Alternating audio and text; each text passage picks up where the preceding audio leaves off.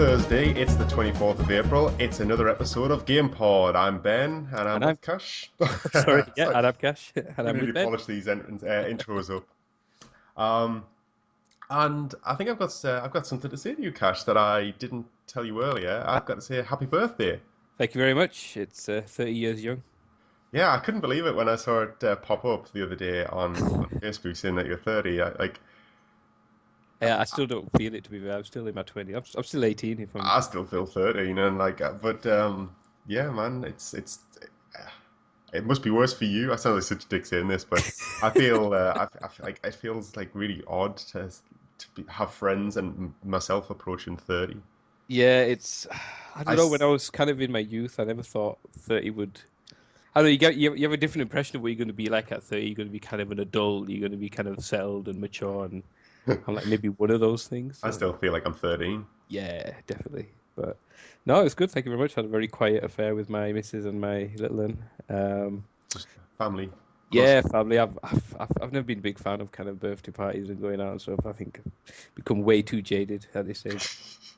Well, now Uh, you've hit middle age, you know. yeah, exactly. But I don't think I'll be giving up my games anytime soon, though. That's a good sign. Well, you're kind of the average demographic now, aren't you? Like our age. I'm a statistic now. That's it. I'm just a number. That's it. Part of the crowd. just just grinding through life. Did you get any nice presents?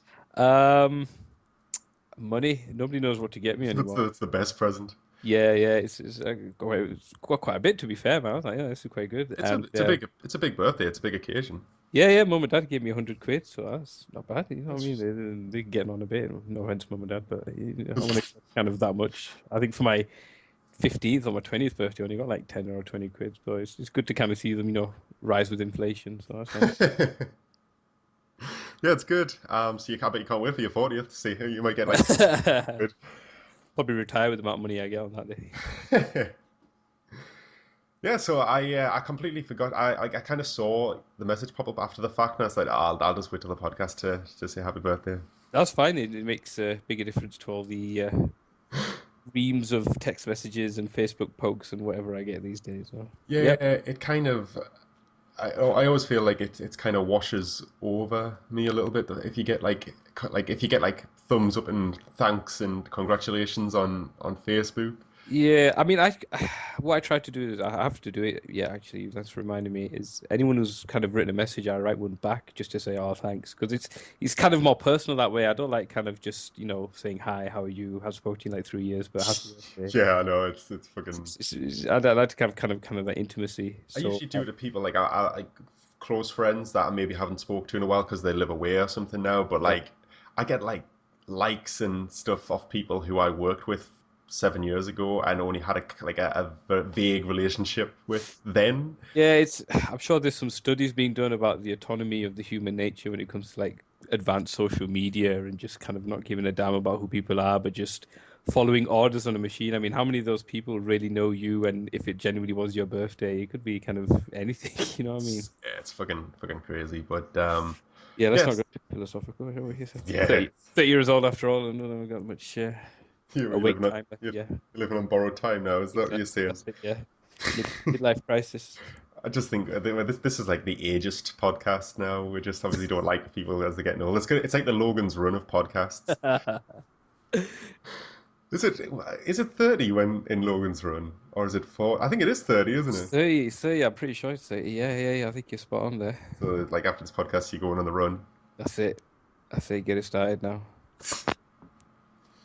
Yeah. So you been up to anything else during the week? Anything fun? Yeah, I've just been playing Dark Souls. That's been my gift to myself, really. Just been spending time and going through it, and How many it's hours are you into it now? I'm on about 25, and Shit, man. I had a look at my save file the other day, and I'm still only about 7 hours into it. I think, to be fair, I'm not that far ahead. I don't think I'm really halfway. I've just been going through everything really slow, really periodically, backtracking a lot, going through places that I couldn't access before, finding new areas, etc., etc. So I'm quite happy with it all. Have you? I'm just gonna get it out there. Last week we kept things to a spoiler minimum. This week I'm not gonna fucking bother. It's been out. It's been out like a week now. And if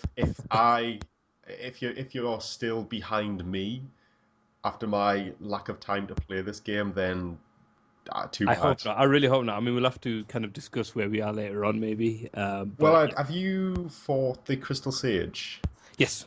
Um, I I have him to kill, but I got past him into the swamp area with the poison goat men. Oh yeah, I'm way past that.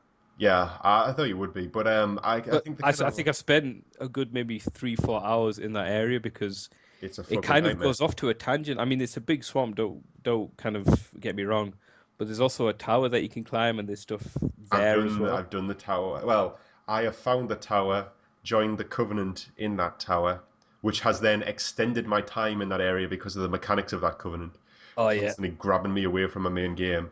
Um, but I'm attempting to fight the big demon. He's actually looks a lot bad worse than he is. If you remember It's the the sand, Silent Demon. It's exactly the same as the yeah, Silent yeah. Demon. I was gonna say exactly the sand even from Dark Souls 1, the very first one you fight. He just looks dead scary, but he's actually not that bad. But he does have some new mechanics and some new spells to watch out for. He But has that fucking awful grab. yeah, and he has the The boulder rocks. spit. Yeah, fucking hell, that thing. That caught me off guard. I was expecting like a flame, and it just these rocks came at me. Like, what the hell is that? And it almost knocked me over the edge, but I luckily kind of side Just rolled. yeah, it hits really hard as well. Like I find that I've got to sprint to the side in order to dodge that attack. Depending on how far you are, if you can't get underneath him, yeah, you're gonna have to run like a madman. It's like a really edgy fight because I find if you get up close, you can kind of stand under his legs and stab up into his belly. Mm, But he'll sometimes decide that he wants to sit on you, and if you just fuck it up and you're in the middle of a combo when he decides to do that jump and slam move, you're mhm. dead. Like it will just kill me outright. Yeah, Um, it's very risky, but if you play very cautiously, it extends the time of the fight by a while, but you'll get there definitely. Yeah, and I think that's maybe what I started doing in Bloodborne is actually not just trying to kill things as fast as possible, I was actually fighting them properly. But yeah, that Covenant, I've never really messed around with invasions Hmm. much in Dark Souls, and especially not as an invader. Yeah. So what do you think Um, of it then as I a like it actually. I've caused breaking so your much shit virginity? for people. Like having just gone through that area and knowing how fucking fiddly it is and like how long and grindy it is. Like there's a lot of shit there that just chips away at you. There's nothing like really Yeah. nasty in the swamp. There's just a lot of shit that chips away I gradually at mean, you. there's those huge fucking crabs, and Oh god, them there's this things. other little kind of, well, no, those big kind of sorcerer demon things. I don't know if you've seen them. Yeah, because the Crystal Sage is their boss, I presume. I think it's something like that. Yeah, gosh, I'd have to again, we'll have to sit down and go through all the souls and read the law. But Is yeah, it? they're probably the they're probably kind of the worst things in the swamp. And They hit everything really else, I hard. say, everything else just kind of chips away or just slows you down. Them those kind of undead peasants with the big kind of sharpened stakes.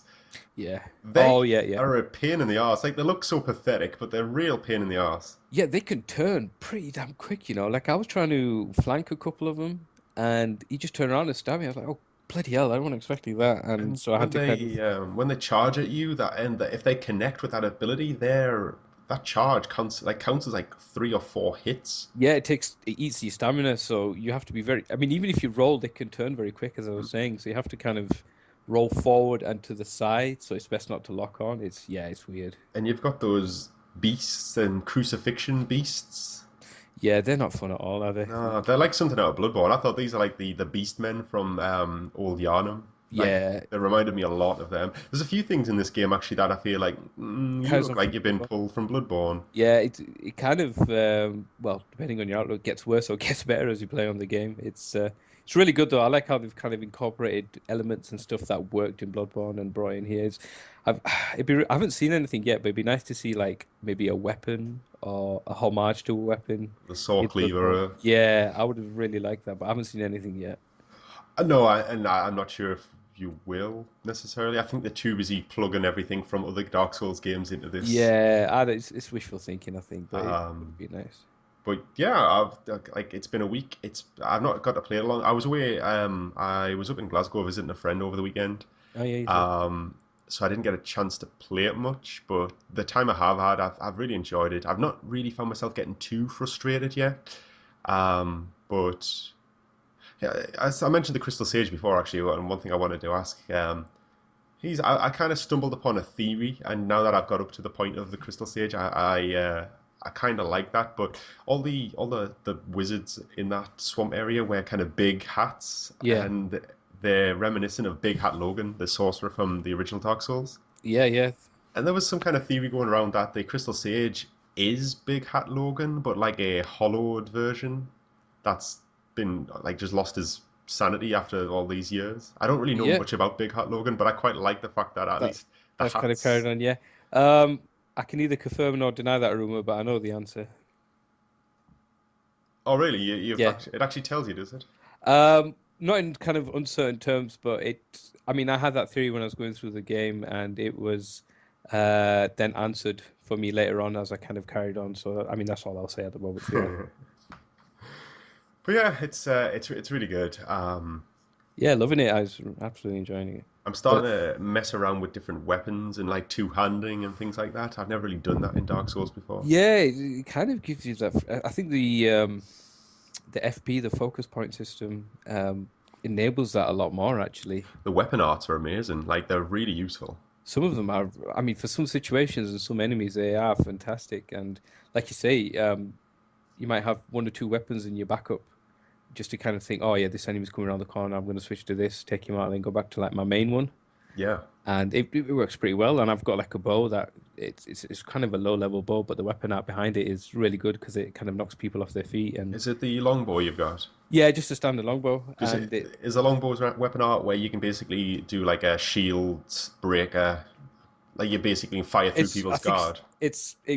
it kind of does a penetrating strike, but just it doesn't go through everybody. It just hits kind of the one person if he's got his shield raised up. So Right. if there's a guy with a shield coming towards me, I can hit him in PvP, or it can hit someone maybe off the edge because it's a much more powerful strike. Yeah. So yeah, I'm enjoying it. And it's I have you got the I can't remember what it's called, the samurai sword, is it the Uchigatana, yeah, that's Uchikatana, the with sword guy at the the naked master on the top. yeah. I thought like, all right, I'll give it a go, and I'm sure he'll kill me, but I actually just about managed to kill him in on my first try. It was really That's good. close, but Was that when you first met him, or did you go back to him later I on? went back to him kind of where I Okay. am now. Yeah, So, you're probably at the right level. That's good. I took him when I first started the game. I thought I'm gonna have him, and he beat the crap out of me the first time because he had that weapon out. You know, he kind of oh, the parry she stance. he sheathes his sword and just marches towards you. And you're just like, wow, what the hell do I do now? And he just Yeah, unleashes attack. I just fucking kept out of his way when he was doing that. I was like, right, I'll wait for you to return to normal, and then I'll come at you. But yeah, there's First, loads of fucking little secrets. yeah, first time he did that, he killed me, and then second time I managed to just kick him off the edge. So like, yeah, I'll take your stuff. That's really good. It's really satisfying when you manage to get like a kind of cheeky victory against somebody who's really tough. Yeah, yeah, it's Um, good. Doesn't get old. did you? I'll tell you which bit I was stuck on for a long time. I was on the path of sacrifices for a good while. Hmm. With I don't know what they're called. I can't The remember the. monkey wing things. They're like yeah, it's the Wicked Witch of the West's I flying was going to monks. say, yeah, someone's been watching a bit too much Wizard of Oz, haven't they? Yeah, I don't know. I can't remember. Are they Corvians or something like that? Corvin, something like that, yeah. Oh God, fuck those things, man. Like See, one or two of them are not bad, but the ones to watch out for are the spellcasters that scream and just bring them all to you. that's They're like my experience was completely the opposite. Like the normal ones, if you could kill them before they sprout wings, easy as piss. see, I never really did that because by the time they saw me, they would, and I got within range, they just turn into like the winged things, and I never had enough time to kill them, so I would always let them wing up because when they wing up, they usually kind of jump and attack, and Oh, they're nuts. They just fight crazy when they've got wings, and they can cover so much distance. but that's And the thing, they kind of get way too aggressive and open themselves up for like a backstab, and that's how I was taking out all of them pretty much, just letting them set themselves up. with the spellcaster ones, though, I found that they would basically, as you were running up to them, they would try to cast poison clouds, but they were quite narrow, so you could sidestep them and get round them. And once you got into like attacking range, they just didn't really have much to fight you with. Like that, you could just pound them into the ground before Nah, they I could do think anything. yeah, I think they're the ones that kind of stand back, just debuff you, and then let everybody know you're there. So if you take them out first, you're laughing really. On the road sacrifices, though, did you kill the? the Unkindled with the really really strong woman. The butcher knife thing. Yes, the butcher. That's it. Oh yeah, yeah, I managed to get her down. Jesus Christ! Like Scary fight though, scary fight. yeah, I think I had like 2% of my health left or something. Like she Ooh. actually hit me with such a hard attack, and I was like, oh well, I'm fucked.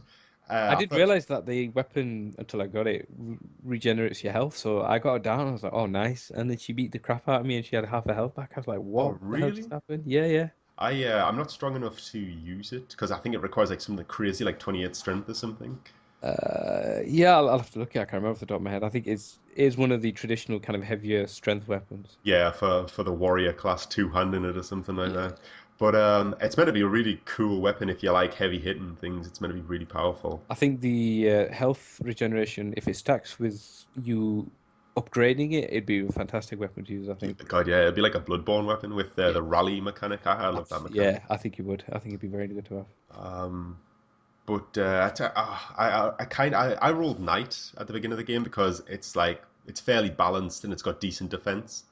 I think it's probably got the best armor in the game because I rolled knight and I haven't switched any piece bar the helm just for like looks. I Yeah, I think you're right. It's really good fucking armor, starting armor. I found the is it the Exiled Knight's armor? It's like a kind of It's dark like a grey hooded armor one version. with Yeah, with it's like an nice that. overcoat on it. I just started wearing that because I thought I look fucking cool in this. Like Yeah, I think a lot of people that summon me have that on. It is a cool looking kind of set to be fair, I have to admit. especially after I've been stuck in the swamps for a long time. I just thought I'm not feeling my nice shiny heroic armor anymore. I want something a bit moody. Yeah, That's how I'm yeah, feeling. definitely. But yeah, man, I'm still really enjoying it. I think I've got fucking weeks of this ahead of me. I don't know. I saw you online. I was playing it last night, and I actually nearly sent you a message saying, "Do you want to help me take on the Crystal Sage?" Ah, you should have done any time, man, any time. But I think it's much more rewarding if you get it down yourself. Yeah, I can do without being rewarded. I can get if I can get through it, it'll be fine. I didn't really fight him myself. Actually, I was helping other people do him just to get a feel for the boss. Oh yeah, okay. And he seems like there could be a lot of luck involved with it, whether I get through it or not. I think if you anticipate, as you say, by luck where he's going to be, you can shorten the fight and reduce your chances of getting hit by like the extra people that spawn around him. Hmm. I think yeah, that's a big part of it. Otherwise, you just yeah, it's very kind of cautious gameplay just to see which one's a real one. I mean, Yeah. the other ones take one hit and they're gone, but they still hit as hard as they would normally. Yeah, I think they use blue magic, whereas he uses Yeah, it's purple purple. Yeah, exactly. crystal shit. I don't know. Those fucking crystal stars he launches at you as well, which track you. Oh my God, they can go fuck off. I'm sick of them. Um, He had a beam as well that I didn't quite like. oh, is that where it leaves a trail of crystal behind it? Like, he shoots the beam, and then the crystal erupts below it. Yeah, yeah. Yeah, that's a fucking pain in the ass as well. Um, but yeah, I kind of skirted around him to get into the poison swamp, and I was like, "Yay, Blighttown 2." Yeah, it's not as bad as Blighttown or the Nothing original. could be as bad as No, Blighttown. no. You never played Demon Souls. I think there was actually a worse area, the fifth dungeon, which I think was the spawn of, which spawned Blighttown, and it was just as bad. I think it was much worse than Blighttown, but I'm glad you didn't have to experience it. Blighttown is terrible though in its Like own regard. Blighttown looks cool as fuck, but it is filled with bullshit enemies and a Bullshit frame rate dip. mechanics and bullshit poisons, and if you get stuck in there, don't forget. I mean, this Demon Souls had no. Sorry, Dark Souls had no teleport mechanics. You were fucked. Oh You yeah, could go nowhere. it was a nightmare. At least when you killed those blowpipers, they stayed dead. That was the one saving grace. Yeah, I remember you. Fucking hell! I mean, I only got halfway through the game before I was like, "Fuck this," the first game. But if those blowpipers had respawned, I think I would have said "fuck this" a lot earlier in that game. Yeah, I think Um, many people would have. have you? I know we both. I think you platinumed Bloodborne. I'm only kind of like one trophy away from it. Have you looked at the trophies for Dark Souls 3? Only as I've been collecting them, I haven't kind of looked on PS3 trophies or online anywhere for the trophy list. I think first run I'm just going to do blind, and then second run I'm going to try and get as many trophies, if not all of them, if I Yeah. can. I'm just wondering because Bloodborne was actually like a pleasure to hunt trophies for because it was just play the game and see Yeah, everything. I think I know what you're going to say. It's a bit bullshit in Dark Souls 3 in the sense that you have to collect everything to get the platinum, like all the miracles, all the sorceries, all the pyromancies, and if you don't know where they are, Do like I you say, have to without do that in this one still? I presume you do, and I think I have seen it because those aren't part of the hidden trophy list. It just says collect all the sorceries, collect all the Because miracles. I was going to say in Dark Souls 2, that trophy list looks shit. Like it's like max out every covenant, whereas in this one, I seem to be getting trophies just for discovering the covenants. Yeah, I hope that's the case. I mean, there may be like in was it Bloodborne or was it Dark Souls 2 where you just have to raise a covenant? There might be just the one that you have to do, just to say, okay, you've raised a covenant, off you go. I don't know. I know in Bloodborne you had to discover all the covenants as well, but they didn't really. Bloodborne covenants weren't really as involved as the Dark Souls No, ones. they weren't. You didn't have to rank up or anything. They were just kind of a namesake more than anything. Yeah, like they would have some mechanics. Like a lot of them would have weapons or costumes tied to them, but not a lot else. Yeah, and there was some kind of summoning and invasion mechanics as well, but I mean, they were very kind of minimal. Yeah, I mean, I mentioned messing on with the invasion and kind of defending aspects of Dark Souls. Bloodborne, I never even like had any experience with that at all. Just playing the game naturally. I think I got invaded once when I had a friend playing with me, so it was two against one, and we kicked his ass. But I don't think I'm very good at Dark Souls. But I tell you what, when I've been invading people, I've been doing quite well. That's good. I think it plays quite well in Invasion. A lot of it is, it's very timing based. I mean, you don't play what you see on screen, anticipate what's going to happen next, and It's play that. laggy as fuck. Like Yeah, it's it is. I don't think it'll ever be clean and neat. I just don't think it'll ever be like that. no, I don't at this point. I mean, Christ, it's the last one in the Dark Souls branch of the series. Yeah, If at yeah, this yeah. point, I after think it's five probably games, as good as. I mean, Bloodborne was actually not that bad.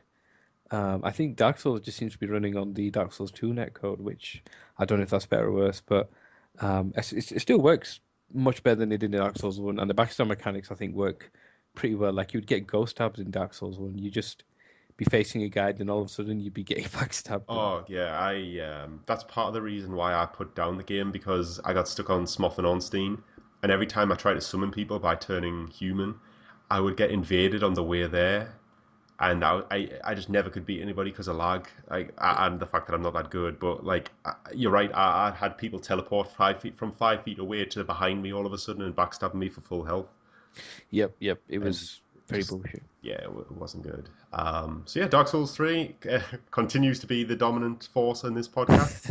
Um, but I mean, we talked chat a little just for a few minutes before we started recording tonight. But I mentioned that I just literally a few hours ago started playing Black Desert Online, the new sandbox MMO from Korea. That's kind of been ported over to Europe finally. The only thing I've ever seen is the character creation and the how should we say, interesting results that you can get out of it. I Yeah, I say I've been playing it for a couple of hours. I didn't really spend that much time in the context of the depth of this creation engine, like this character creation engine. I probably spent like an hour designing my character, and that didn't feel like a long time with the amount of options available. Like Hmm. it's just fucking crazy. Um, but I've spent very little time with it, and it's an MMO. It's a fucking Korean MMO for that, so it's very, very grindy and expansive. I But mean, I was gonna say you spend all that time creating a character. The first thing you do is just do you get a helmet that just covers it all? no, you don't actually. I, when you're in the character creation screen, whatever class you pick, they're all in like nice shiny armor or costumes, and it looks great. And as soon as you create a character, you just stripped of all that and thrown into rags, and like there you go, you're on level one. It's like oh great, lovely, fantastic. What's the combat like? Is it point and click or is it quite involved? Or... It's it's fucking good. It's like I've only See, I asked that purposely because I was reading an article somewhere online that was really kind of raving about the combat mechanics in Black Desert. it's really hard to like I watched a lot of videos before I purchased it because I was like, it kind of sounds cool, but I don't know. But I watched a shit ton of videos about it, and people were always saying the combat's really good. I was like, it doesn't look that good.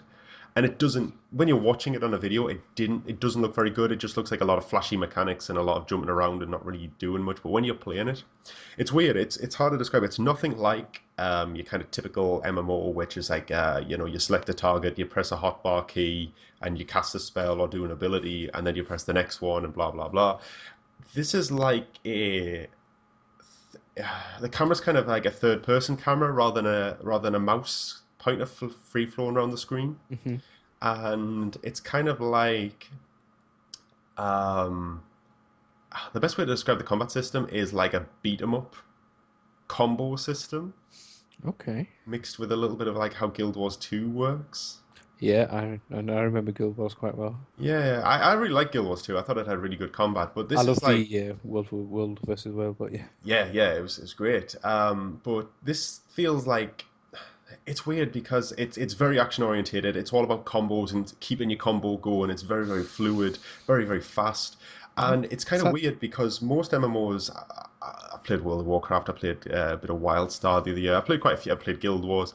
I played a lot of MMOs, well, a fair few, and they all condition you to kind of fight one enemy at a time. This mhm. game just is like the Dynasty Warriors of MMOs. All right, now I get what you're saying. It just Yeah. expects you to fight hordes of enemies. It's kind of like Diablo in that respect. It just throws and it expects you just to kind of go on a constant rampage until you kind of die, I suppose, or run out of resource or whatever. But I never have yet. And you're basically dancing between one enemy to the next, hacking and slashing and Oh, that using all sounds your really abilities. interesting. Yeah. It's really hard to kind of articulate, and as I say, it doesn't look anything special, but there's a lot of depth to it. And I was looking at the talent trees you can kind of spec down, and my God, there's so many abilities. I can imagine that like it seems that you will have to be particularly skilled to be good and use all your abilities when you've leveled up and padded out your tree. Hmm. It's really hard. It's one of those things you kind of have to say experience it for yourself. But I played it. I think the class I was playing is actually brand new. I think it came out like 2 days ago, and they're essentially like samurai. Okay. So they use like a So very kind katana. of quick and agile and Yeah, the idea is you can dash around and do loads of really like flashy combos, and you're a great swordsman. You also have a longbow on your back you can use for ranged attacks. It seems like really fucking powerful. It's great. Um, but I like it just kind of felt like there's one mission I got early in the game was like, oh, I need you to kill these goblins, like to train you how to fight, and you just kill so many things, and you never kind of stop. It's got a weird pace to it for an MMO, um, and it, the whole kind of structure is kind of it's odd. Quests don't really give you much XP. They're there to offer you kind of skill points and other rewards. You kind of Hmm. largely get XP from just killing monsters, So it's just all focused on just getting out there and doing your thing. just getting out there and doing shit, basically. And I've literally probably played like an hour's worth of combat, so I'm still in the training. Um, but I'm under the impression that there's a lot of depth to it in terms of kind of crafting and trading, and it's very much of a more of a sandbox approach to things, and its content doesn't come from dungeons and raids and like theme park style things where you basically get given content, told to do it. When you've done it, you farm it until you're bored or the next stuff comes out. This is more about player interaction and players being able to affect the world, guild versus guild kind of All feuds. right, okay. It sounds like it could be really interesting, and the combat's really different and fresh, but it seems like it could be quite grindy at the same time, seeing as you can only the main source of XP is just killing monsters. But in the hour or so I played, I leveled up like 4 or 5 times. Gosh. It seems really fucking quick, so it's not What's that the grindy. I was gonna say what's the level cap? Um, I am under the impression it's 50. It's kind of it's a weird system. So basically, I don't know whether there's a thing called a soft cap, which Ah, is okay. basically Yeah. where I've heard some people say it's 30, some people say it's 50. I'm leaning towards believing the people who say it's 50. But basically, the game plays kind of normally until you hit 50, and then you can continue to gain levels indefinitely. But the experience requirement skyrockets, and it's almost like if you're gonna have to work to get the levels now. Sounds like the Paragon levels almost. It kind of is, yeah. So you can like, given enough time and dedication. you could hit level 1,000, but the, the chances of you doing that are probably quite slim, Yeah. just because And the investment. gosh. All right, sounds interesting. What's the story in NPCs? Is it fully voiced or It's not you what's going laughed to and I was thinking, yeah, that's probably what I was expecting it's actually. not what's going to keep you playing the game. Even an hour in, I can tell this is good. I can't imagine it gets any better as we go into this game, but Yeah, it's I wouldn't have expected anything different. I mean, I suppose Korea is completely different to China in that respect, but a lot of the kind of free-to-play Chinese MMOs are terrible in that respect. They just don't have any kind of originality. They don't have any kind of well, dedication. That's I don't know if it's necessarily the story that's the problem. It might be just the translation and maybe the story presentation. Um, the it's really weird. Like you can tell that the translation, maybe not so much the translation. It ain't the best, but it's still a decent effort. Mhm. But the voice acting is really bad, and it's done by a very limited cast. Oh It's kind of no. like Oblivion, I was going to say, but sounds with like Oblivion. voice actors that aren't half as good as the ones in Oblivion. Oh no. Like early on in the game, you got to go and see this village elder, and he's like this old elderly guy who's kind of groaning and creaking around, and like it's basically just a guy our age going every so often to make him sound older. And there's a weird kind of um, disjoint between what the characters verbally say to you when you talk to them and what the subtitles say on the bottom. And I get the impression the subtitles on the bottom it's essentially the quest log and the conversation system are what counts, and their verbal dialogue is just flavor for their character. Right, okay. It's really weird. Like that old man, when you go and talk to him, Mhm. he says to you, "You have the look of a foreigner." Yet the text on the bottom, which is what actually counts, says, "Oh, I haven't seen you. Are you new in town?" or something like that. It's something like really fucking weird. That's just it sounds like they kind of hired two different studios to do like the voiceover and the translation. It That's just it kind of does sound like they maybe had like a summary of each character prepped for voice actors to record things while in the next room the team was still translating the Korean. It's really weird. Like there's a guy I haven't seen him personally, but in a lot of the videos I watched, there's a guy who breeds horses or sells horses, and every Mhm. time he says something, it's just like a random phrase about how he loves horses, regardless of what the conversation's about. It's weird. It's like why have dialogue if you can't make it consistent? It's really fucking strange, and the characters just feel like that awkward, stilted Asian kind of stereotype of thing. Like the worst characters and interactions you get in a Final Fantasy game. It just feels like a lot of the characters are all like that. Oh dear. Um, it's weird. Like a lot of the people when I was kind of doing a bit of research in this game, a lot of people have a lot of complaints about this game. But like a lot of the reviews were like 15 minutes of people like complaining about problems, like legitimate problems with this game, and then 5 minutes of them saying, "Oh, it's really good," and then their conclusion would be, "It's like the most compelling MMO they've played for years." And it has got this weird thing where there's a lot of problems and a lot of weird shit about it that detract from the experience, but there's something kind of even after an hour there is something kind of compelling about it. Sounds like a giant oxymoron. Like it's just it shouldn't work, but it just really does. Yeah, it's bizarre. I'm really looking forward to getting into it. I just hope that my downfall with MMOs in the last few years have been I just have never had the blocks of time to dedicate to them. I don't feel like MMOs are something you can dip in for an hour each night. I think they're the type of thing you need to sit for like 6 hours on a weekend and chip away at. Yeah, okay. So I just hope I don't get fatigued with not having enough kind of enough time at any given moment to play rather than I don't know. It'll be interesting. Yeah, see Ah, if it kind of holds your attention for the next few weeks in the next few yeah. podcasts. One thing that's weird about it as well is there's like eight or so classes I think. I didn't really count them, but all the classes are like gender locked. So So like, you can't have like, for example, you're a samurai, a female samurai or something. well, it's weird because they kind of, on some of the classes, they try to get round this problem by introducing two classes, a male version and a female version, with very slight variations on them.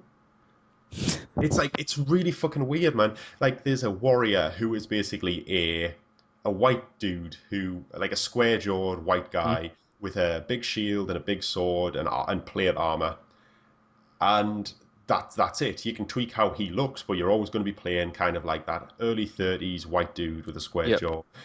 Yet there's a Valkyrie who is basically the female equivalent, and they play it very similarly, except that the Valkyrie has a couple more spell-orientated abilities on top of the normal stuff. Okay, okay. So it's Um, just like another look at the warrior, but kind of a female, almost kind of yeah, magical look. Yeah, yeah. it just it's kind of weird. Um, and like I suppose it's a nice way of saying, hey, look, these two are warriors, but the only difference isn't just, one's male, one's female. But like, I just don't get why you can't have female warriors. It seems very restrictive, and the kind of the reasons being given are that it's for law reasons. But it just seems If the lore is as bland as you say, then it's yeah. it sounds really fucking restrictive. Like there's a class called Berserkers, Oh, and nice. they're not they're not people. They're giants. I think the class in Korea is actually called giants, and they're like 10 foot tall hulking guys with like brutish features and So it's almost as if races, genders mean something. It's not just to your preference. Like, for example, Warcraft, most races can be kind of most classes and most yeah. genders. Well, both genders, sorry. But it just kind of I don't know. It's weird. It just leads to a bit of a lack of variety. And it just makes me feel like in MMOs, I like to create a character that at least somewhat represents who I am. Like, I wonder if it's kind of I mean, the whole thing about Black Desert just seems a fresh take on MMOs. So it's rather than saying, you free to be who you are, it's almost as saying choose who you want, choose kind of which one best represents you. yeah, you're right. It just seems weird that like you've got some very restrictive classes. Like the Berserker has got no Mm. female counterpart, yet there's a witch and a wizard who are nigh identical, except for one's a man and one's a woman. And that samurai class, there's a female version of it that again is nigh identical as far as I It's not know. called the Sailor Moon class or something by any chance. No, um, it's got a weird name. I can't remember. I've really only skirted around a lot of this stuff, but yeah, that's kind of weird as well. But yeah, I'll keep playing it and seeing So what there it's you like. go, Black Desert first impressions. Yeah, so yeah, I presume Dark Souls has been dominating all your time. Yeah, pretty much. I've kind of had any time I've had to play on PlayStation has been Dark Souls, and I've had the occasional lapse into Street Fighter again, but Dark Souls has been taking up the vast majority of it. I think I'm going to wait for the next big update for Street Fighter and see what I think. Is it But getting any better? it's largely the same. I haven't read much what they're going to be doing next. They've apparently revealed the next character will be Guile, I saw that. which would be nice because I do like Guile, and Guile is kind of a different way of playing. And I'm interested to see if they change Guile's mechanics as much as they change Nash's or Charlie's, like they did from the original Street Fighter Alpha, because he went from a charge character essentially just like a regular character that just does kind of quick commands, and it works really well. So I wonder if they're kind of going to do the same to Guile, or if they're going to keep his traditional methods. That's kind of really what I'm waiting for at the moment. Do you think it's going to get to the point where it needs to be at to keep your interest long term? I think the only thing, if the next update just doesn't keep my interest, will be the story mode, and then I imagine I'll just probably play through it and then never touch it again, and it'll only come on whenever people come over or something. Yeah. It hasn't really hooked me like Street Fighter 4 had. Do you not think Uh, that sometimes when you love like a game and then the sequel comes out, it's not so much the fault of the sequel though, it's just that you've burned yourself out on it? Maybe to an extent. I mean, like I say, the core mechanics of the actual fighting game are brilliant, but there's really nothing else to keep me there. Whereas Street Fighter 4, okay, there's an arcade mode and it wasn't anything amazing, but it was there at the beginning. There was a challenge mode which was there at the beginning. I think the characters were really different and how they played, and the new characters as well, especially kind of were really interesting to play. And the ones kind of in Street Fighter 5, I mean, some of them are quite good. Some of them kind of play like traditional characters as well. Um, I don't think the new characters are as interesting as they were in Street Fighter 4. There's also no real boss that's been kind of revealed yet that I can see. There hasn't been like I'm assuming it's still Bison really, but in Street Fighter 4 there's kind of Seth, the clone yin yang kind of weird guy. Oh yeah, yeah, I've seen him. Yeah, and the other thing, and this is the other thing that kind of annoyed me. If you ever watched the original or the early gameplay footage of Street Fighter 5, there was a stage based in China where you could kind of, once you've knocked people out, kick them into a bus and the bus would drive off, or kick them through a cafe. I don't know if you ever saw that. Yeah, I remember that as well. I never played 4, but I remember seeing bits and pieces of it. That was in 5, sorry. Sorry, So in 5. that's in the game now, but it's only one level. It's only that one level that has the interaction. All the other levels are just kind of background kind of stuff going on, and it's just like It's not a new feature as well to have interactive fighting stages. I mean, Dead or no, Alive 2 did this back in like 2003 or yeah. something. Yeah, it isn't, and I mean Tekken does it quite well as well with the recent iterations. I haven't played Tekken 7 yet, but I think Tekken Tag Tournament 2 did it really well. And I just think for Street Fighter 5, okay, it's never going to be part of the main game, but you know, it's something to have, it's something to kind of keep it fresh. And just the fact that it's only limited to a level just shows that, you know, it's something that they liked, but it's haven't something that they've kind of put all their effort into or spent time polishing or thinking about. And I think that's kind of a real good euphemism for Street Fighter 5. It just Probably never seems to be getting any. It doesn't seem to be getting significantly better across the no, weeks. that doesn't help. If the community is just hating on it, that's never going to help as well. And I think that probably has helped kind of grind me down a little bit. But and I mean, the rage quit thing definitely hasn't helped. That's really annoyed me as well. I'm still getting rage quitters here and there. Oh yeah, because they tried to introduce a fix for that, didn't they? Yeah, it hasn't really worked. It hasn't really deterred people. You're never going to stop people doing it unless you really fuck them up for it. No, you're not. And I think in Street Fighter 4, it wasn't half as bad. It happened, but they got really punished, and it was just kind of a sting to say, you know, you're not going to do that again. And I think, like for example, in Dota on the MOBAs, you'd get kind of put into a low priority queue or like Oh, the cheaters pool. a cheaters pool, and you kind of play with each other. And I think that'd be quite good to have as well. You know, just to kind of, you know, this is how you are. This is how much of a dick you are to other people. But like I say, the core gameplay, I'd be happy to pick up the game and play against anyone anytime. It's a great fun game, but to kind of keep my attention and keep me kind of practicing and keep me on the edge, nah, it's not really there just yet. Yeah, well, I mean that's a shame, but yeah, it just doesn't seem to. Capcom just don't seem to be in any hurry to kind of patch the problems. It just seems a bit half-assed Yeah. and all the rest of it. Like I say, that's what I'm saying. I'm gonna wait for the update and I think the story update, and we'll see what happens between now and then. But it's not looking good for it, really. Okay then. So I mean, I think that covers kind of what we've been playing over the last week. Oh shit, sorry, I'm just knocking my stuff over on my desk. Um, should we take a quick break and then get on to some news? Yeah, sounds good. All right, then we're back in a sec.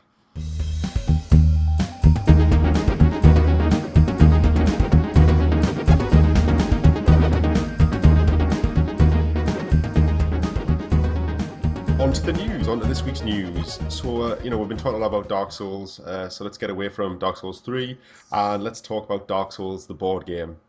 Yeah, gosh, that's crazy. I read they were going to do a Kickstarter, and then I kind of forgot about it. I thought, oh, that'll be interesting. It'll probably get funded. And then there's a news article later saying it was funded in what, 10 minutes or something? 3 minutes. Oh my goodness. They asked for £50,000, which is about $72,000, and Yep. they hit that target in just 3 minutes. And I mean, the last time I kind of had a look, it was above £200,000. It's on about 800,000 at the No moment. fucking way. Yeah, Jesus Christ, that's I fucking looked at crazy. it, I think earlier today or late yesterday. And I was Oh, like, I've just had a look. It's currently sitting on 1,058,000, and it's got 24 days to go. oh my goodness, It, they're gonna have to add some more stretch goals because I think it only goes up to about 1 million, doesn't it? uh, I yes, remember, I'm but pretty sure they're sold out of a lot of the stuff as well. hey, nice little pun there. I don't know if you meant to say that. Yeah, I think they added a few more of the what do you call it, the Kickstarter pledges, because there was one at 75 quid that basically says you get the game and anything that we get in terms of Kickstarter goal wise. And then they added another one, which is the same thing Oh, they've at 80 pounds, I think. since I last checked, they've added the gaping dragon. Ah, okay. That's a cool monster. That's a very cool boss. I remember that boss. All right, so now they've started introducing boss expansions. Um, so you've got the gaping dragon, you've got the black dragon calamite. Yep, from Dark, uh, a Taurus of the Abyss edition. Ah, right. I was gonna say I don't recognize him, but I never played that. Yeah, he was one of the DLC bosses, the original Dark Souls. Guardian Fuck. dragon? Guardian Dragon was. I think he's not an actual boss, is he? He's just Is one of the mini bosses. is he not the boss in Dark Souls 2 where you fight him in like a giant bird cage after That was a Aldia's flame? that was a Aldia's keep? wyvern. I don't know if that was classed as a dragon. It might be. I thought that was a wyvern. And the Four Kings. Oh yeah, love the Four Kings. Um, Scary yeah, as fuck that fight. it just sounds crazy. Like they've expanded. We've got so many extra character classes. They've even started adding classes from like Dark Souls 3 into this. The mercenaries have now been added. Um, the pursuer has been added. I think I saw the deprived class as well. The deprived class has been added. See, I'm basically kind of maybe jumping ahead of this, but the game basically simulates the board game simulates the video game where you pick a character class and you go through various areas fighting monsters, doing dice rolls and card plays to manage your stamina and attack and defend, take on loads of bosses. Yeah, it says it's kind of between one and I think is it 4 or 6 players. So it'd be interesting to see how you can kind of I think play the game on is it your not Todd. 3 players? You'll have to have a quick look if you're on the Kickstarter page. I'm not sure I can't there's an even number. see. I'm just trying to think. Does it keep it in line with what the game allows? I'm sure it's an even number. But like I say, it'd be interesting to see how you play on your Todd and how you play with kind of a few of your mates come around. And I think there's a couple of friends I have that really enjoy the game, and it might be worth investing in it. And we all chip in, kind of And up then some money, and then kind of get it together. yeah, that sounds like a cool idea actually. Because I'd be up for playing it. Jesus Christ, they've added so much stuff. Like I'm just going through the list here. Um, I think they anticipated they'd probably get the money, but not this much. they're I mean, even that's what 20 times what they're expecting. they've even added in like mimics. Yeah. Gosh, really? Mimics? Like The, the the chest people. yeah, they've added crystal lizards. Um, How big is this board game gonna be? Fucking hell. they've introduced the Black Iron set as a player character. My God, my God. But yeah, I still don't know how it's kind of played. I mean, like you say, you've got cards, you've got tokens, you've got dice. I think the board kind of resembles a dungeon. I had a quick look at it. It's like And loads of different. there's a video on the actual Kickstarter that shows you basically how to play. I'd have to sit down and watch it. I've seen one where they took it to, or at least the prototype to a board games fair, and people were playing it, and they seem to like it. It's good. There's actually three three goals that haven't been achieved yet. Okay, what are they? If we get to 1,100,000, you get more pursuer behavior cards. On the next one, it's winged knight behavior cards, and then the one after that, it looks like it possibly could be the Black Knight armor set or something like that. I like how most of the Kickstarter goals just make the game harder. So it's just like, Yeah, I know. It's crazy, man. I don't. Oh God. I mean, So I'm like, glad from the sound of it and the actual look of the game. Like, I mean, it's not final kind of details, etc. But from kind of the initial early concepts that they've produced, it looks really good and it seems kind of quite authentic. I mean, I wonder if From Software have helped them out. I haven't really looked that far ahead if in terms of kind of give them game assets or if it's just something they said, okay, we've got permission, but we have to kind of do the work ourselves. yeah, I mean, Dark Souls is a big series now, but it hasn't always. It's a big series for what it is, but it's still not like a huge seller. I mean, Dark Souls One sold 1 million copies, and I presume they've been doing steadily better than that. But they don't sell like 1 million copies on day one. Yeah, yeah. I mean, Dark Souls 3 might have done actually because it kind of beat the hell out of Dark Souls 2 in terms of day one sales. Yeah, maybe did. Just looking at there, all those bonuses and everything I was going through were for the kind of like me or you buying it. There's another level of pledge called the retailer pledge, and you've got to prove you're a licensed board game shop to get it. Yeah, and you get kind of discount on bulk purchases and stuff Well, like what you that. can you can get boss expansions that are exclusive to them, so you can get the Last Giant, Manus, and the Executioner's Chariot. Gosh. I mean, like Manus, these are pretty big deal from a law Oh point of view. yeah. Oh yeah, huge. Absolutely huge. That's cool. Yeah, so it's nuts. It's pretty expensive though. I looked at back at it initially, and it was like 80 quid, I I think think. it's like 70 or 75, and it's about 80, 85 now because they ran out of the initial goal. Oh, So really? they had to put in walls, yeah. I think Jesus. there's also the Bloodborne card game. I don't know if you heard about that. No. I'm pretty sure there is. I'm just gonna have a quick look while I'm saying it now. But If there isn't, we'll make it. yeah, yeah. We'll There invent was it. some. Yeah, obviously the Kickstarters are really well. But some guy was on Twitter, and he's kind of meant to be a renowned kind of card game producer or card game kind of creator. Yeah, it is getting a tabletop card game, and he kind of said that he's working on Project Beast essentially of card games, and he kind of tweeted a picture of Bloodborne, Oh, and I was like, oh really? wow, that'd be good. Yeah, so the Bloodborne's getting an official card game, and Dark Souls is getting an official board game. So it's good that they've got kind of this ongoing meta Well, kind of outside the thing. because they're fairly they're popular though still fairly niche games. Like these kind of board games and card games seem like a natural progression. Yeah, I think they are, and it's just a testament to how kind of good the games are and how popular they are and how rich the kind of environments and how memorable the fights and the bosses and the armor and the weapons are. Oh yeah, yeah, it's amazing. Dark Souls, like it gets under your skin. So yeah, but I like your idea. We should definitely try and get hold of a pack and have a games night with it. Yeah, yeah, we can record it from the Yeah, ScreenHog website. rage quitting, tipping the board over, and Yeah, just start burning the board and never play this piece of shit again. but yeah, we talked about a lot about Dark Souls. I was really humming and hawing over whether we should talk about that. But then I thought it might be funny just to kind of add pour more Dark Souls onto it. This is ScreenHog UK with the Dark Souls podcast. It's starting to get that way. It Yeah. might be that way for the next few weeks, to be honest. So yeah, What else moving is on. going on besides Dark Souls then? Microsoft, as of today, have stopped making Xbox 360s. Not really particularly noteworthy as in search of what it is. I suppose it's more just that it's kind of very much the end of an era.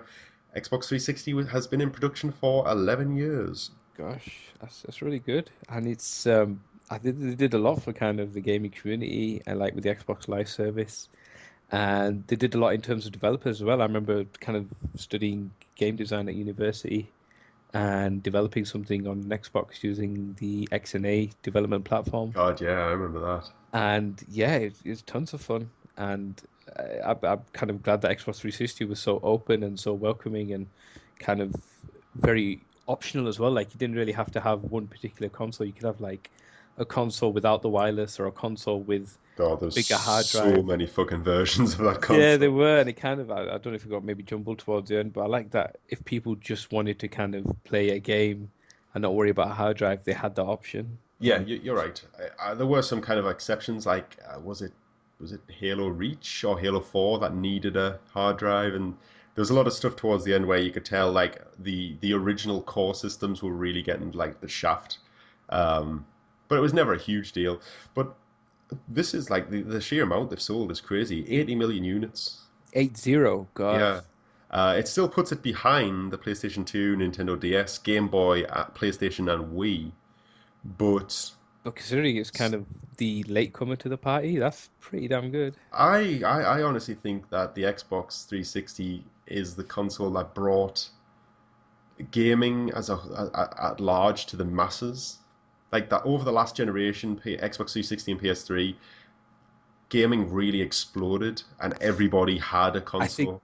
I think you're right. I think the reason gaming exploded is because of the kind of complete connection to online. Like it was there on Xbox Live, but because PS2 really dominated the previous generation and you had to kind of go through loops to get it to work online, it wasn't really there. But with Xbox 360, they kind of added to what they already established, and it worked well. And Sony were kind of picking up after themselves from really just day one. They didn't. I don't think they ever really caught up. No, And yeah, it's just yeah, you're right. I had Xbox Live on the original Xbox, and dare I say it, it was a more pleasant experience back in those days because purely because we didn't have the masses involved. Like it was more of a yeah, niche thing. But either way, more people playing games is better for the games industry as a whole. absolutely. More money coming in, More more competition, more kind of games, more exclusives, more more kind of innovation, and all the yeah, rest of it.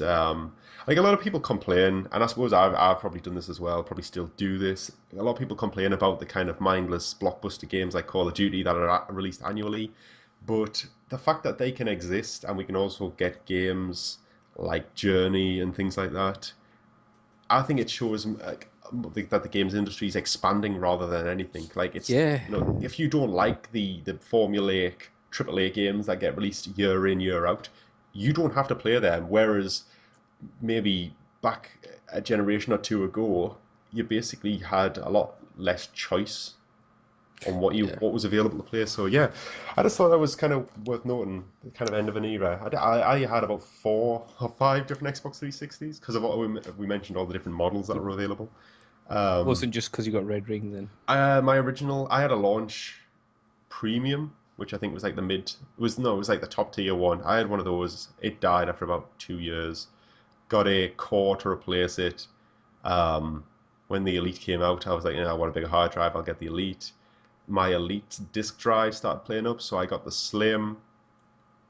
Yes, that's four. I got four. I had four. And my Slim lasted me till I got rid of it. Gosh. I give it to a friend. I think did I give it to a friend or did I sell it to a friend? His daughter wanted us. He started playing Minecraft, so I think I sold it to a friend for like £50 or something. Quick buck, why not? Yeah, like I got a little bit of money. He got a cheap Xbox with controllers and a few games thrown in. Um, I still had like all the Halo games because I was like, I'm never getting rid of them as long as like I've got a console to play them on. Mm. And so like I think he got like Halo 1 to 4 and all the spin-offs as well as like Gears of War for 50 quid All on top. right. So yeah, I think he got a pretty good deal, and I got a little bit of cash for some of that was just lying around. And his daughter gets to play Minecraft, so Yeah, that's cool. everyone's a winner. Everybody's a winner. Yeah, but from old consoles to new consoles, there's been a lot of rumors circulating around the PlayStation 4.5. Or the PlayStation Neo, as it's been coded. Yeah, it seems to be we seem to be at a position now where it's all but officially confirmed.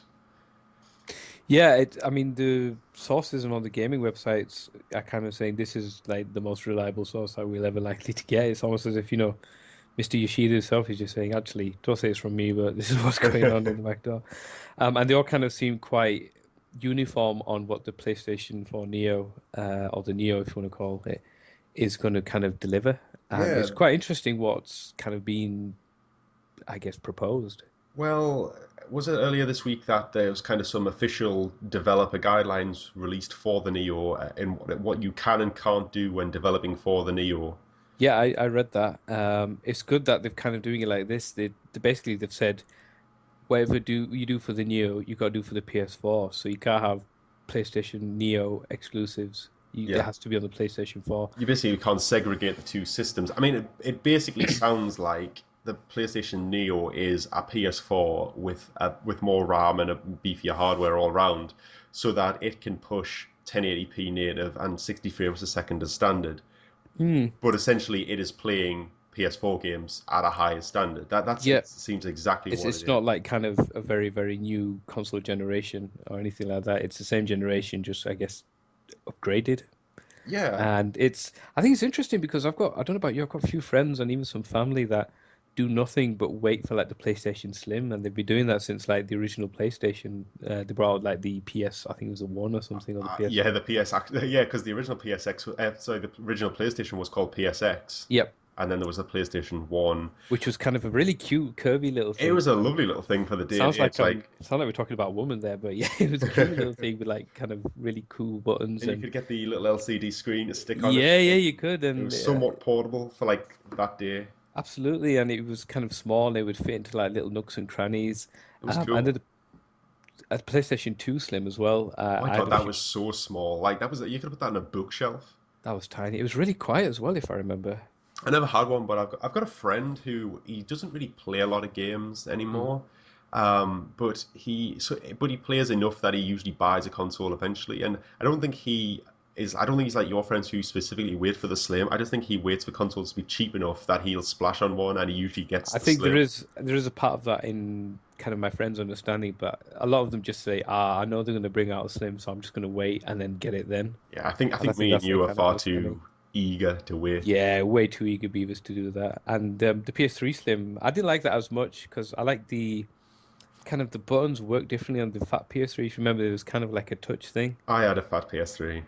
and I love my fat PS3. I love it. And then the slim one, you kind of had like physical buttons, which I don't know. It's a minor thing, but I wasn't really a big fan of it. I just felt the PS3 was weird because like the fat one was this hideous monstrosity, but I liked it for what it was. It was quirky, and like once you bought it and you were used to it, it was what it was. It wasn't like it wasn't this Just eyesore or the bread problem. bin that sat underneath your TV. Yeah, like I never saw it. It was under my shelf, so it was never a big problem.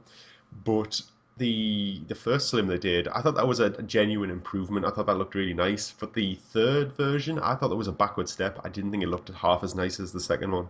Mm, Um, yeah, I wasn't all that impressed. But I think, well, hopefully, I mean, I don't know if this Neo's going to be slimmer because if they're going to adding more architecture and more advanced stuff, I think it'll surely be the exact same box around the parts. I don't think it'll be any different I whatsoever. think we may see different ports, maybe. Maybe more or upgraded HDMI. I think one of the big selling points of this is it's going to be able to play 4K Blu-rays maybe. I think that if they can get that, that'll be a big selling point for a Here's lot of the people. here's the thing though. Are you going to be buying one of these? Uh, Me personally, no. Unless something goes drastically wrong with my PS4, I think I'm going to stick to the PS4. I never really got the PS1 or the PS2 Slim or the PS3 Slim just because my console lived.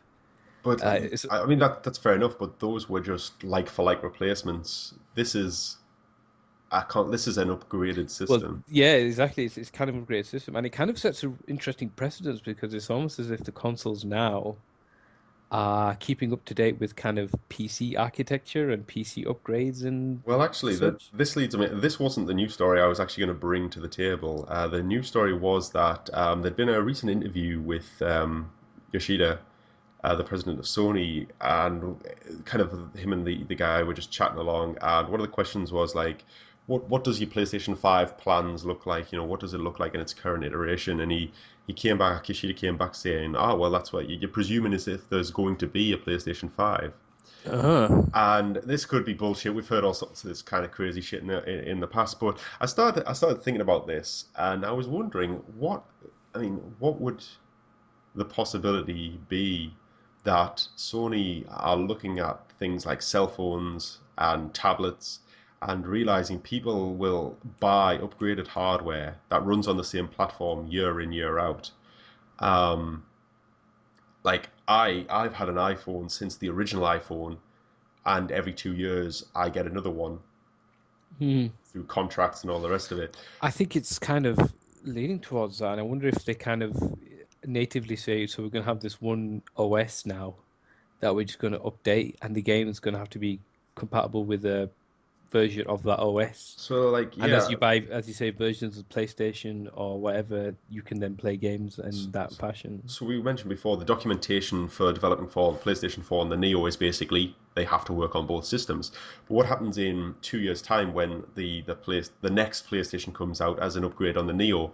Does that documentation then change to say, right then, your games no longer have to support PlayStation 4. But They have it's with to, the Neo and the new one, yeah, yeah. it's entirely possible. I mean, I think a lot of it will hinge on the success of the Neo or how well it does, I should say. I think they're gonna have to be very, very careful to market it properly because if the Wii U has demonstrated anything, people Yep. are easily confused. Like I've talked to people who play games no more than the average Joe about gaming, yet have only just recently found out that the Wii U is not a control pad for the Wii.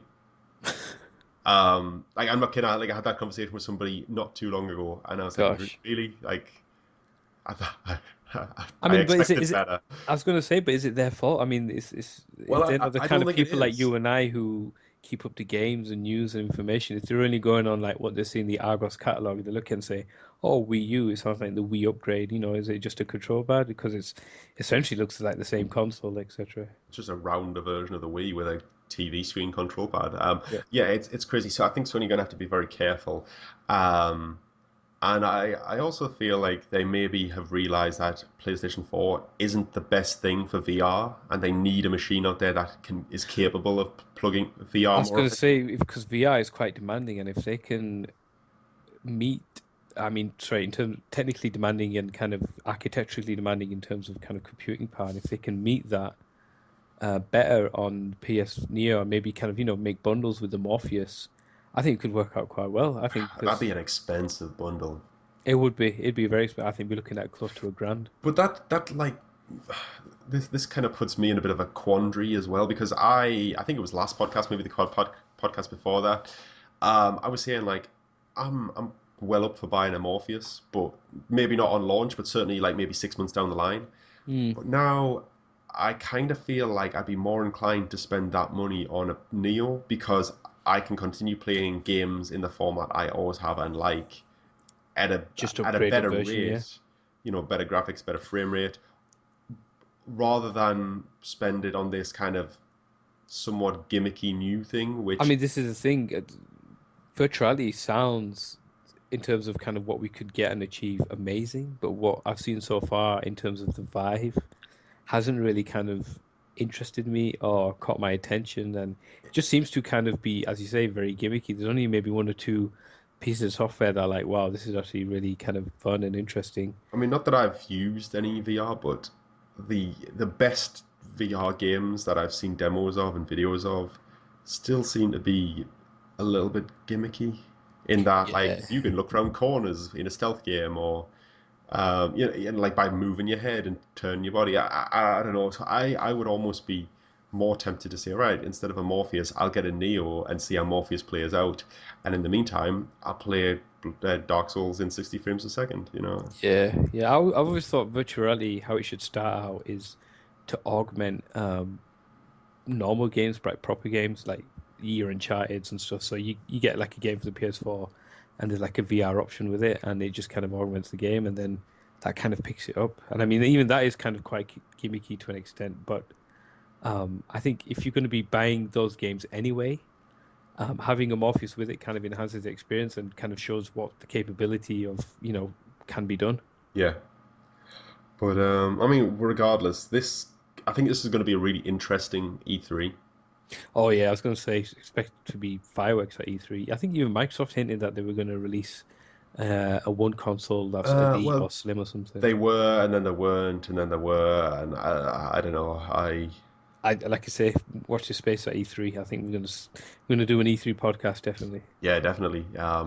Yeah, we should do live casting. Oh yeah, can you imagine staying up at 4 in the morning? Yeah, why not? Yeah, that's great. Pull a sickie at work, why not? Yeah, so it'll be interesting because we could get the Nintendo NX announced as well. Yep, I think Nintendo going to show something at least. They're gonna I have to, man. They're really gonna have to. I think so. There's one Unless thing. There's one thing that'll make me buy an NX. go on. Monster Hunter.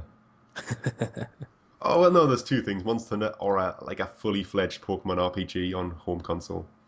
I always thought that's like the break in case of emergency option for Nintendo Yeah, I mean, Christ Almighty, Pokemon sells DSs still in record numbers. in hordes, man, in droves. It's So it's, it's like, never going to stop. So unless Nintendo have completely lost their way, that I just don't think that's going to happen. imagine like this is not a game. I don't. This is not a game anybody could make in a reasonable time frame. I don't think, but like a Pokemon game, fully 3D. It doesn't even have to be like particularly gorgeous. I was quite happy with how black and white, not black and white, X and Y looked. Mm. So like an HD version of that engine would be fine, but a game where you had something like that looks like that, where you But could you're running basically, around in 3D. It's not top down. yeah, Okay. but the killer app would be that it had all regions in the game and you could travel between them and all Pokemon. online with virtual You could reality. even start off with just Kanto and then like charge me another 40 quid for downloadable Johto, and I'd probably buy it. Fucking hell, mate. Don't let them hear you. Yeah, but Jesus. they're not going to do it, are they? Because they don't need to break the glass yet. What? So Regis Fils-Aimé and Shigeru Miyamoto don't want free money. Are you serious? they're waiting for Mario to finally dry up. And Yeah, uh, Barra's never going to dry up. I think when he's a fun fact because we talked about your. Sorry, I ended up completely on a fucking tangent here, but I was looking up video game facts from the year of your birth, all right, and because we were talking about your birthday earlier, and you were born in the year that the first Zelda game was launched. 86. Yeah, Oh wow, there okay. you go. Bam. Take that. That's that. I did some research and then I just thought, no, none of this is that interesting. There we Yeah. go. You brought it around somehow, mate. Well done. Right. Where were we? Okay, then I got one bit of news story that Yep. I was interested in talking about, and that is Supergiant Games, the guys who made Bastion, which I really like. I love that game. And they also made Transistor a few years Which ago. I freaking loved. I think I probably played more Transistor than Bastion. I Not out of kind of my own choice. I think I had Bastion on the PC, and I just really don't play my PC as much. Or if I do, it's normally for like Dota 2 and some other games. Oh man, And I've played Bastion so much. I bought it on 360, played it through, bought it on PC. I don't think I really played it much at all. Got it on iOS and played it till about halfway, and I've recently just finished it again on Vita. gosh. It's like a game. It's not that long, and it's not a game that like I look at it and go, yeah, man, I'm really desperate to play Bastion. But it's a game if I sit down on. Once you get into it, it's good enough that it just kind of carries you along through the whole game. I remember kind of just getting it because there's a lot of people raving about it, especially the narrator. Kind The of, he was narrator's kind of the cool, man. correct K in the game, and I think the first stint it was like a 5 6 hour stint, and I was like, God damn, have I wasted that much time on this game, man? What's going on? It's nice, man. It's a really cool game. The Yep, aesthetic's really good. The music's excellent. it's exactly. I think it's only kind of surpassed by Transistor, and I really like Transistor, and the story I think is really interesting and unique, and the kind of protagonist is kind of this redhead woman and who doesn't speak much, and it's uncommon to kind of have that in a game, and the gameplay is very strange, but it's actually It's quite kind of yeah, the gameplay was like deep a and weird mix between real time and turn based. It was yeah, and bizarre. it's kind of I didn't click with Transistor as much, but it was one of those games that kind of looking at it for what it was, I really appreciated what it did. It was really like it had a lot of new ideas. It did a lot of weird things that were quite cool and yeah, I really interesting. like the narrative in terms of kind of the environment and the setting and the sound, and like I said, the soundtrack was amazing, and there was a button where I'd just make your character kind of hum to the music. I was like, Yeah. that's incredible, man. That's I just remember thinking, oh, this is going to be useful somewhere in the game, and I don't think it ever is.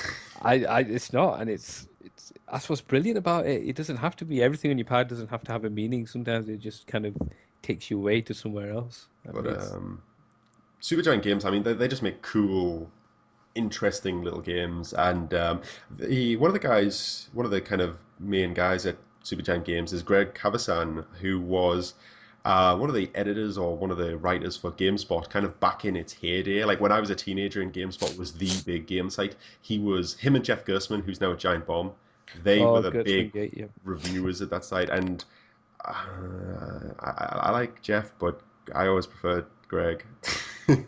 But so he's one of the kind of I think he writes the stories at Supergiant Game.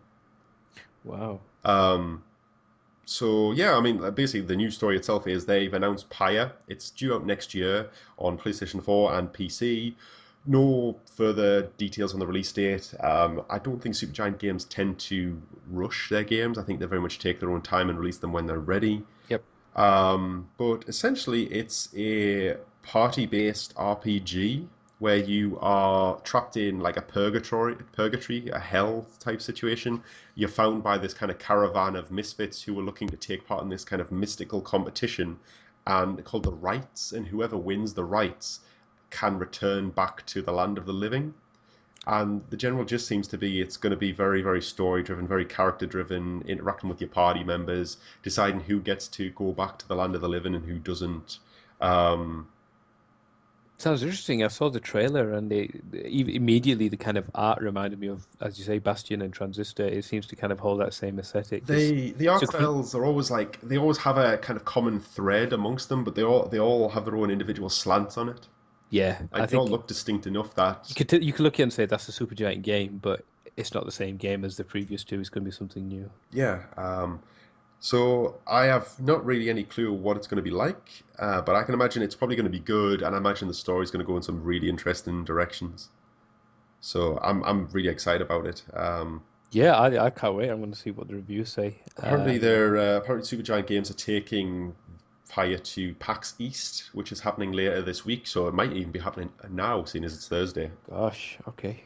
Um, but there's like over a year to wait, so we'll not see it for a long time yet. Plenty of time between now and then. Yeah. So yeah, exciting. I like looking forward to indie games. Like there's something special about getting a good indie I game. think especially indie game development companies that have that reputation as well. I Yeah, think I it's love. almost like the AAA. It's almost like kind of a numbered release of Halo or Uncharted. Like you know it's going to be good. Yeah, it's nice when you have developers who you know aren't going to let you down. And Supergiant Games are kind of one of those for me personally. Hmm. Um, I, I can't think of maybe any others. I'd say CD Projekt Red for me. I think they're probably kind of in that same boat. Yeah, Which yeah. I'm sorry. I'm like I'm trying to think I of was like speaking solely indie. I'm Sorry. trying to think. Yeah, small time developers maybe. But the Behemoth who make Castle Crashers and Battle Block Theatre, I usually really enjoy their games as well. But there's not too many other people. Jonathan Blow, who did Braid and The And The Witness. Witness. Yeah. Did you play The Witness? I haven't yet. I still need to pick it up. Holy shit! I didn't play it, but I watched Kelly play it, Yeah. and she was off work for like a long time, and she just sat for like 2 weeks solid with a notepad and played that game, Fucking hell. and holy shit, man, that's like one of the cleverest fucking games I've ever seen. It's just compelling how clever it is. Even Braid is fucking clever as well. And I mean, it's just Jonathan Blow's just kind of, improved on technology and his own, I guess, mind and concepts. I'm sure it's just going to deliver as well. And it's a puzzle game as well. I've never been a huge fan of puzzle games, but Neither there's have a I, and I there's, don't there's, think I could have played. I don't. As much as I think The Witness is like a fucking unbelievable thing. It's really really special. I don't think I would have enjoyed it if I played it myself. I was quite happy to wander into the room and say, "Hey, maybe how's it that's how you going? Yeah. solve the puzzle." I kind of just chipping in every so often and helping out. But if I had to sit and solve 600 odd puzzles, I think I would have rather played Dark Souls as a deprived. Yeah, I think I probably would have put it down, and I think that's what's stopping me. So I'll probably wait till it gets cheaper and then give it a whirl then. Yeah, So I I don't always have to. meant to kind of play it myself, but I don't know if I have the patience. Kelly really liked it. She's got like one more thing to do to platinum the game. Gosh, She Kelly's on a just roll, man. Oh, seriously, man, she had this like ledger of like codes and patterns and puzzle solving Sounds like the techniques. fucking Da Vinci Code It for days. seriously was crazy, man. Like there was all sorts of crazy stuff, and because I used to kind of wander in and out while she was playing it, and just chip in. Like there was one where there's like different sections to the island. You're on an island. There's different Yeah, sections, and each section has a theme. And once you get the theme of the puzzles, you can start applying it to the next one. And then sounds like Crystal Maze. it kind of is. And then all of a sudden they'll throw an extra layer to that theme, and you've got to find out the rules for that, and then work the puzzles out using those rules. But there was one area which brought all themes together, so you couldn't necessarily do it effectively until you knew all the different Themes themes. and the way that it worked. Yeah. But there was like one section which was like one theme, then another theme, then another theme, then another theme, and then there was the one after that was three themes all in one. There was like three solutions to this one puzzle, and you had to do all three solutions to activate the next one. And like it was just crazy, man. Like I wandered up, and the puzzle was all the puzzles are these boards with various kind of Grids and lasers and routes. stuff. Like yeah, they're like Yeah. grids. And this one I came across was like it was just like a north south east west kind of grid, two lines crossing over to form a plus sign, and each of the arms of the plus sign had loads of little like forks off, tiny little forks that you could go down. And that was it. And it was like, and you started in the middle, and it was like, right, what the fuck do I do here? Because this isn't a maze. Yeah. This is just something else. And behind it, there's a tree, with four trunks branching off the middle trunk, and Uh, off each of the trunks there are broken branches, and one of the branches has an apple hanging from it, and you've got to work out. compare that to kind of the You've got plus to side. compare that. So the branch with the apple hanging off is one of the notches on one of the forks of this puzzle. But it's like so one of the themes was environmental puzzles, and that was one of like there's something in the environment that represents the puzzle. So you kind of look up and see what's going on and look back at the puzzle. Yeah, and God, that just like blew my mind. I just thought this is tricky as fuck. And another one was there was a puzzle box inside a room, and if you look through a particular window, there was vines hanging over the window, and some of the green vines were colored amber. And if you trace them amber, the same route as those amber vines over the puzzle, Hmm. it would complete the puzzle. Gosh, that sounds The mind-blowing. There's even worse ones where you've got to stand in a position where the sun shines, it causes glare on the screen on the monitor, and the glare, and someone's scratched in the route that you can only see when there's glare on the screen. Oh shit, so someone's been there before you. Yeah, but like it's crazy, man. Like some of these screens, you've got to stand half a mile away to see the glare, and then like right, okay, then it's up, down, left, 90 degrees, and memorize it or draw it down, and then head back down to the panel and enter it back on. It's just nuts. That is completely mental. It's honestly, I have no idea like how Kelly had the kind of stamina to go through all that shit. It was really, really taxing. But the Uh, crazy thing is, the grids are kind of the puzzles, but that isn't all there is. I'd say Kelly was probably about 90% through the game, and then all of a sudden she clicked on that there are puzzles hidden within the physical environment, ah, and it just opened up this whole other layer to the game. God, so like the island is just one giant puzzle itself. It's nuts, man. Like walking through the forest, and if you stand in a position, there's like the tree line forms a shape which you can trace your mark around, and that's a puzzle. Honestly, it's fucking genius the game, but So yeah, I've heard a lot of people rant about it and like I say, rave about it, sorry. And like I say, it sounds amazing. I just don't think I'd have the stamina for it. And no, I don't think I would fair either. play to your missus. I'm sure after living with you for any amount of time, you've got It's- stamina for almost anything. yeah, Sorry. no comments. Um, yeah, so so I think what we're on Pyre. That looks a good game. Hi, yep. Going back to where we were. Yeah, it looks good. Pack C's to see a bit more. If not, we'll just kind of see as and when it comes out. But like you say, they've kind of got a really good reputation, and I don't think they're going to let us down with this new iteration. No, I don't think so either. I'm out of news. Have you got any news? Not so much news. I just want kind of to talk, I guess, a little bit about a game. Mafia 3, Oh shit! Yeah, sorry, I forgot about this. the third iteration of the Mafia series. I don't know if you played the other two. I've only played Mafia 2 and a I've bit of the original. never played a Mafia game. So I played a bit of the original at someone's house, and I thought this is quite interesting. It's basically, as you say, the original Mafia is just you're playing as the Mafia. It's like 1920s Yeah, Chicago or exactly. Kind something, of isn't it? the heyday of the Mafia. The Al Mafia 2, Capone era. exactly. Excuse me, Mafia 2 is set after that in the kind of the 50s, and Yeah, it's like it's post-war, isn't it? And exactly post-war, and you play a veteran as well, and it's kind of getting back to life in Empire City, which is kind of New York City. And again, it's like the heyday of the mafia. There's kind of people running the Bronx and the ghettos and running the ports and stuff like that. And you get into like the mafia family and you work your way up, etc., etc., etc.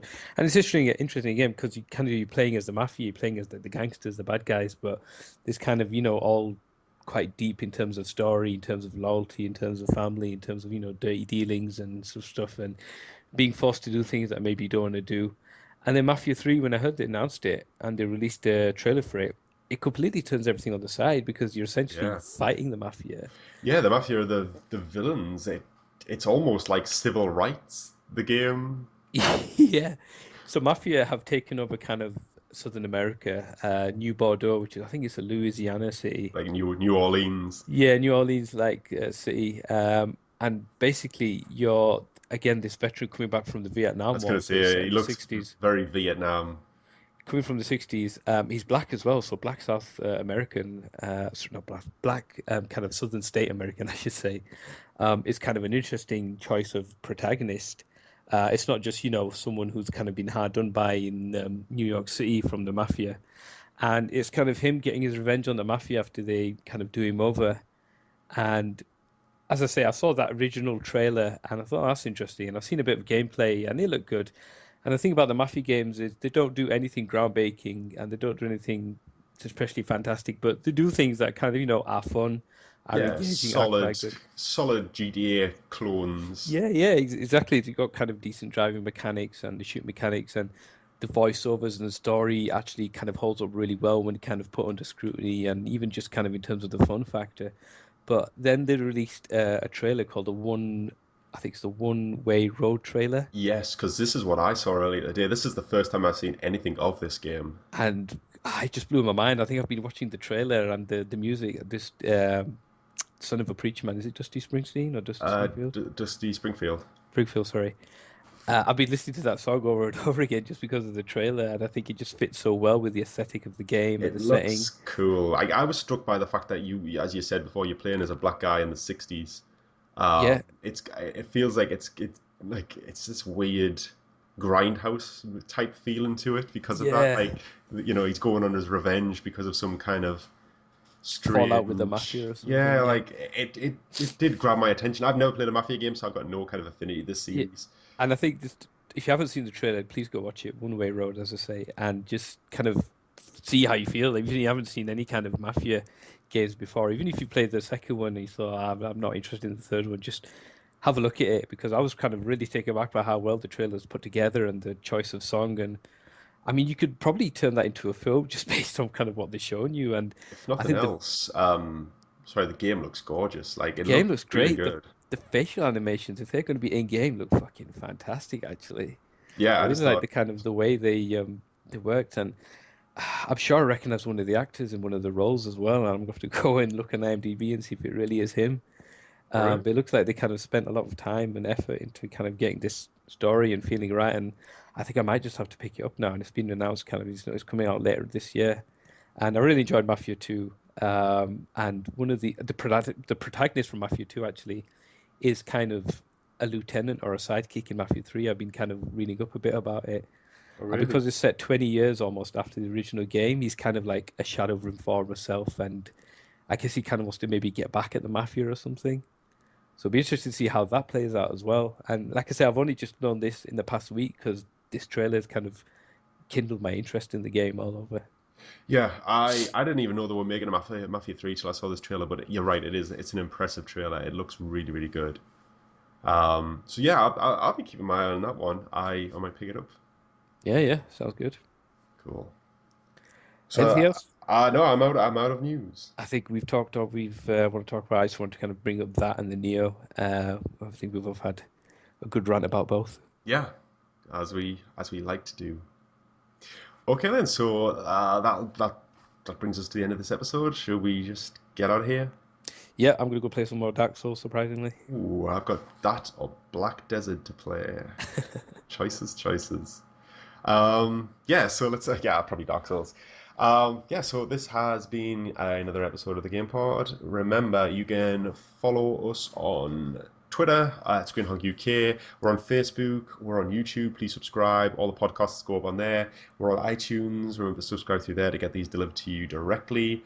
And we'll be back with another episode next week. Catch you later.